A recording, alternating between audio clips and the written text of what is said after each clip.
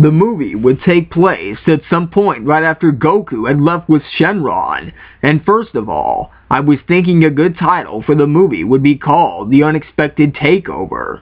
But anyways, the movie would start off at a faraway laboratory where what I'm gonna call Super Baby would of course be shown fully being born. But yeah, basically, Super Baby would be a lot like Baby. More overly, he would be pretty damn ruthless like Baby. And he would have a similar voice, but he would have at least a little bit of his own personality. That way he doesn't seem like an exact copy.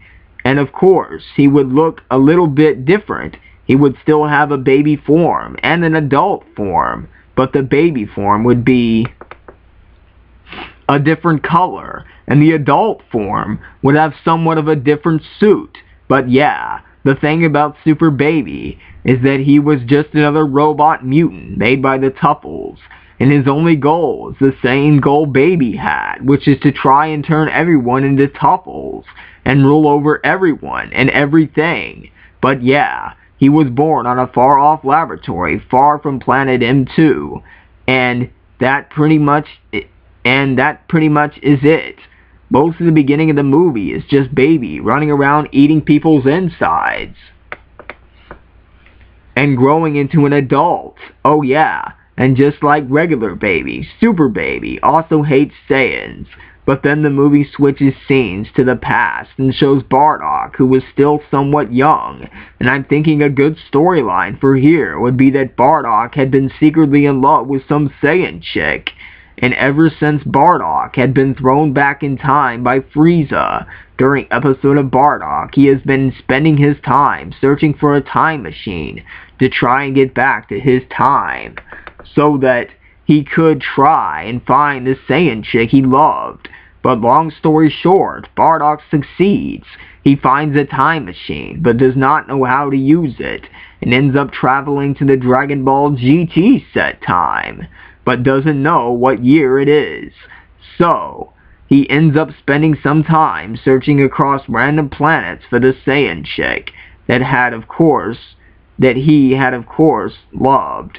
But during one of his searches on a planet, he encounters Super Baby, attacking and eating people's insides, and before Bardock even knows what to think, Super Baby notices that Bardock's a Saiyan and immediately begins fighting him, and of course manages to take over his body.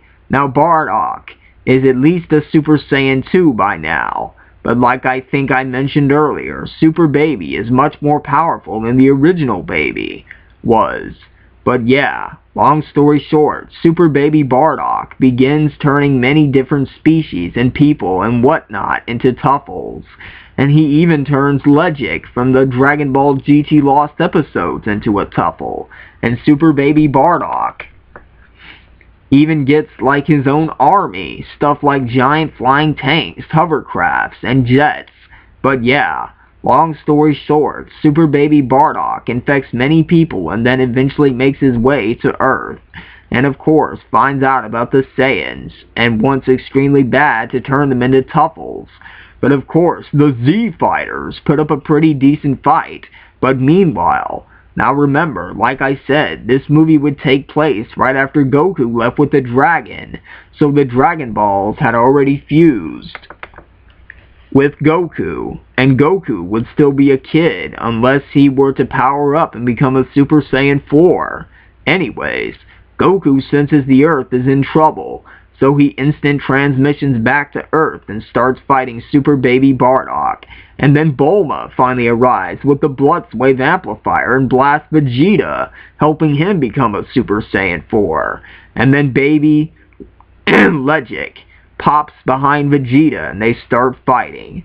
Meanwhile, Goku flies off and asks everyone except Vegeta to lend him their power to form a spirit bomb, and all the good guys except Vegeta chip in, and Goku completes his spirit bomb. Oh, and I forgot to mention, all the rest of the Z Fighters are fighting like armies of Tuffles, and like having to battle giant tanks and shit. But yeah, Super Baby Bardock flies after Goku, and once he catches up, he immediately forms the Revenge Death Ball. And then Super Saiyan 4 Goku and Super Baby Bardock chunk the Spirit Bomb and Revenge Death Ball at each other quite a bit a ways from the ground, because Goku doesn't want to hurt the Earth, and of course they have a blast struggle for a while. But then King Kai senses the Earth can't take the struggling of power, and that it will probably blow up anyway. And then King Kai has a flashback to when he was first assigned Earth to watch over, and he remembers Grand Kai telling him that since Earth has the Dragon Balls, that he is not allowed to press the specific hidden button for Earth, which temporarily protects it and like puts a temporary energy shield around it. Then it comes back to present, and King Kai realizes that since Earth doesn't have the Dragon Balls anymore, that he can finally press the button, which is hidden somewhere on his planet. But yeah, King Kai presses the button and it keeps Earth from blowing up. But the blast between Goku and Super Baby Bardock's Spirit Bomb Revenge Death Ball is so strong that it sends both Goku and Super Baby Bardock into a different dimension. Kind of like Sugorogu's space, except this dimension is like almost completely uncharted and doesn't really belong to anyone. But yeah, Super Saiyan 4 Goku and Super Baby Bardock just keep on fighting each other. Then King Kai tells Goku that Bardock is Goku's father, and that he should not allow Bardock to get killed while he fights Super Baby Bardock. And then Super Baby Bardock starts to get irritated, so he creates artificial moonlight and transforms into a golden great ape. And at this point, Shenron swoops down and then enters into Goku's arm, making his whole arm glow gold. And then Super Baby Bardock ape form shoots out a mouth blast at Goku. Goku dodges and the dimension shatters in the process, bringing both Goku and Super Baby Bardock ape form back to Earth. But yeah, Goku punches Super Baby Bardock ape form in the gut with the Super Dragon Fist that the Eternal Dragon itself was inside, and it immediately knocks out Super Baby Bardock ape form. And then Goku blasts off its tail, and Super Baby, knowing that he's basically lost, retreats out of Bardock's body, trying to make a break for one of his flying tanks. But the Eternal Dragon comes rushing out of, I'm gonna say, Kid Goku's arm, because he fought really hard and long, and so he had to power down. But yeah, the Eternal Dragon comes rushing out of Kid Goku's arm and swallows Super Baby whole in just one gulp. And then Goku sort of starts freaking out and laughing, and he asks Shenron if Shenron's still good, or if Shenron is possibly about to spit out like 10 versions of Omega Shenron.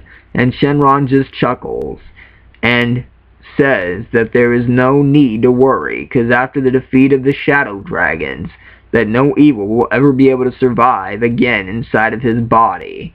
But yeah, Baby Legic, Vegeta, the Tuffles, and the rest of the Z-Fighters all have a bunch of badass fights, but in the end, all the Tuffles get knocked out and have sacred water poured down their throats. And yes, Vegeta is the one who knocks out Baby Legic, and after all of the Tuffles are turned from Tuffles and back into their normal selves, they all head back to their planets, and most of them thank the Z-Fighters, except Legic doesn't go immediately back. He says he wants to have a sparring match with Goku first, and Goku agrees. After the match, Legic heads home, and Goku goes ahead and tells Bardock that Bardock is supposedly his father. And so Goku, Bardock, Vegeta, Goten, Gohan, Trunks, and Pan all talk for a while, and then Bardock says that he has to try and get back to his time. But it was great to meet everyone, so Bardock leaves and travels in one of Bulma's ships back to the planet where he left his time machine. But it's gone, and so he goes searching for it and winds up having to buy it back from those merchants from the Dragon Ball GT Lost episodes. Because, you know, Bardock entered some fighting contest and wins some money. But yeah, Bardock hops off into his time machine, presses some random buttons, and then both he and the time machine disappear, and the credits start to roll. But yeah, guys, that's the Dragon Ball GT movie I made up in my head. So please tell me what you think.